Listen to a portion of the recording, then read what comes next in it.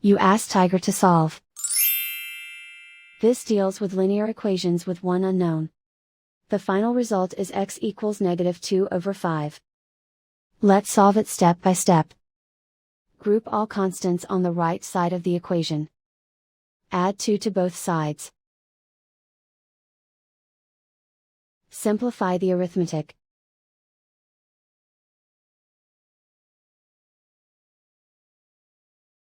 Isolate the x. Divide both sides by -5. Cancel out the negatives. Simplify the fraction. Move the negative sign from the denominator to the numerator. And so the final result is x equals -2/5.